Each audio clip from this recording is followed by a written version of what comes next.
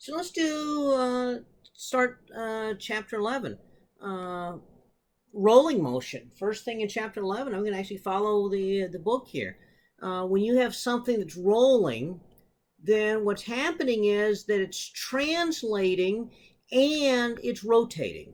And so you have a combination of translation and rotation going on.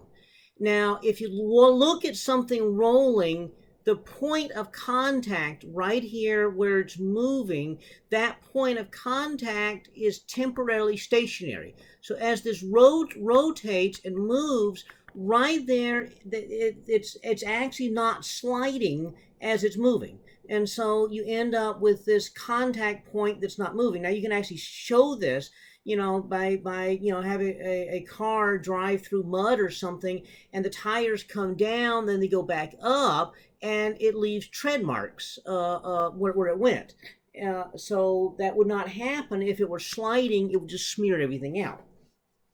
So it means that when we have something rotating, then we know that if it's rotating some angular velocity omega, that the top and bottom are going with velocities r omega. Okay. Now, if it's translating and rotating, so we got v right here. So at the top, it's going v plus r omega, and at the bottom, it's going v minus r omega. And so that's going to be the key right here. Now, of course, this is actually one of the issues with a helicopter. So if you look at a helicopter, so you have the helicopter's blades here, and as the helicopter is moving forward, and then what happens is as the blades are rotating, then one side ends up going faster, the other side ends up going slower relative to the air. And so that ends up being a problem, because it means that that as you go fast enough, as the blades are rotating, that the tip of the rotor can actually reach Mach 1. And so you end up losing lift, because when you reach Mach 1, the air separates and doesn't follow the shape of the rotor, and you don't get lift. Whereas on the other side, you end up losing lift because it's not going fast enough. So as you go faster and faster, you start losing lift from both rotor tips. And so that ends up being an issue with a helicopter.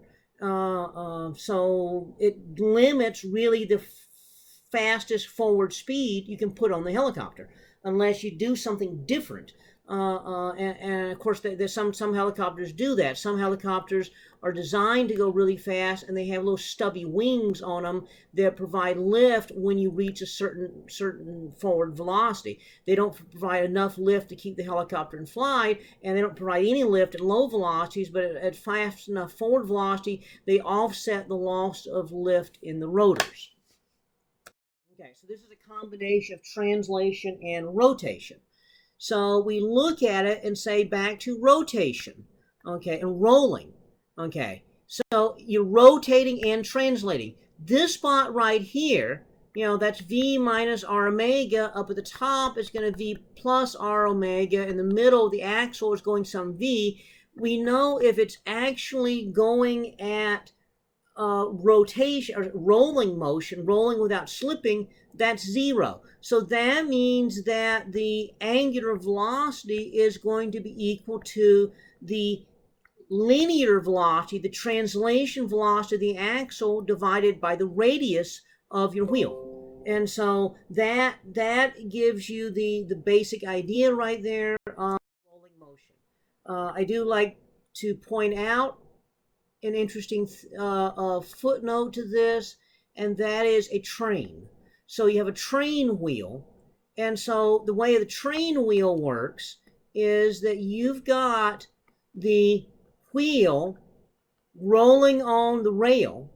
Okay, so it's a steel wheel rolling along a steel rail. Now that's generally not a bad problem. Okay, they're both very durable materials, but to keep the train on the rail, there's this flange that is around the edge of the wheel. Now, as the train is moving forwards, This is rotating. Well, this point right there, where the wheel rests on the rail, that's stationary. So that means omega is v over r. So that means that this velocity right here is going to be 0, because that velocity right there is v minus r omega. But what about here? That's a bigger r. A bigger radius means that the velocity this way is going to be bigger than the velocity this way. And so that means that the bottom part of your train wheel is always moving. If the train's moving this way, the bottom part of the train wheel is always moving that way against the steel rail. Now, what happens if steel rubs against steel? You get sparks.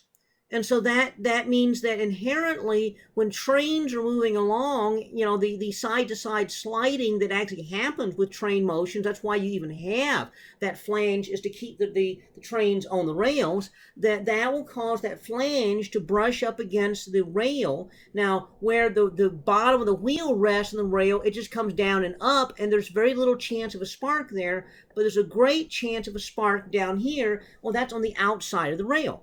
And so often in the summertime, when it gets really dry, if vegetation is grown up near the train tracks, then as a train goes by, these sparks can sometimes produce grass fires.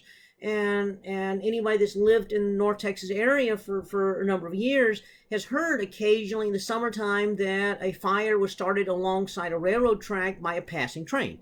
It's not because it's spewing coal and cinders, and it's not a coal burning train spewing cinders and things like that. It's just a regular train going by, and it doesn't even matter if it's a diesel train or electric train or whatever. Simply the nature of how that flange works will produce sparks, and vegetation nearby can sometimes be ignited. And so that's the basic idea of rolling motion. And I do remember that many years ago, I knew somebody who actually just really was fascinated by this concept that the bottom of a train wheel is always moving opposite to the direction of the train. I mean, he remembered that from physics from decades earlier, and that just was one thing that just sunk in with him, and it was just so impressive. So I thought, yeah, that is kind of a cool thing. So I'm going to go ahead and introduce that idea.